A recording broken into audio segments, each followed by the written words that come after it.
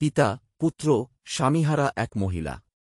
উহুদের যুদ্ধে রাসূল সাল্লাল্লাহু আলাইহি ওয়াসাল্লাম এর বহু প্রিয় সাথী শহীদ হয়েছেন। তারা সত্যের জন্য নির্ভীক হৃদয়ে জীবন উৎসর্গ করেছেন। সত্যের আহ্বান তাদের সাহস দিয়েছে, আর তারা সমস্ত দুঃখ কষ্ট সহ্য করে প্রাণের অগ্নিস্বরূপ শিখা জ্বালিয়ে রেখেছে।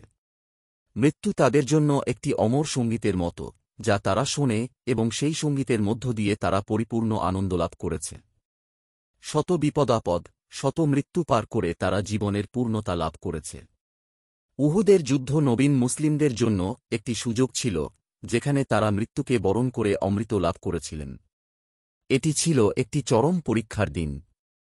সংবাদ রটে যায়, উহুদের যুদ্ধে রাসূল সাল্লাল্লাহু আলাইহি ওয়াসাল্লাম শহীদ হয়েছেন। কিন্তু আসল সত্য হল, রাসূলকে তাঁর প্রিয় সাথীরা মানব প্রাচীর তৈরি করে রক্ষা করেছিলেন। রাসূলের সাল্লাল্লাহু আলাইহি ওয়াসাল্লাম মিথ্যা মৃত্যু সংবাদ শোনার পর একজন আনসার মহিলা ছুটে গিয়ে এক ব্যক্তিকে জিজ্ঞেস করলেন, রাসূল কি অবস্থায় আছেন? লোকটি জানত রাসূল নিরাপদে আছেন, তাই প্রশ্নের উত্তর না দিয়ে সে বলল, তোমার পিতা শহীদ হয়েছেন। মুহূর্তে মহিলার মুখ বিবর্ণ হয়ে গেল। নিজেকে সংযত করে তিনি আবার জিজ্ঞেস করলেন, রাসূল কেমন আছেন? তিনি কি জীবিত? লোকটি তখন বলল, তোমার ভাইও শহীদ হয়েছেন। মহিলাটি আবার সেই একই প্রশ্ন ব্যাকুল কণ্ঠে করলেন। এবার লোকটি বলল, তোমার স্বামীও শহীদ হয়েছেন।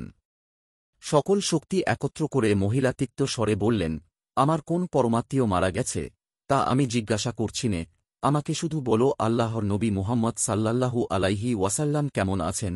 লোকটি তখন বলল, তিনি নিরাপদে আছেন। মুহূর্তে মহিলার মুখে আনন্দের আভাস দেখা দিল। উল্লাসিত হয়ে তিনি বললেন, আত্মীয় বন্ধুদের প্রাণদান তবে ব্যর্থ হয়নি।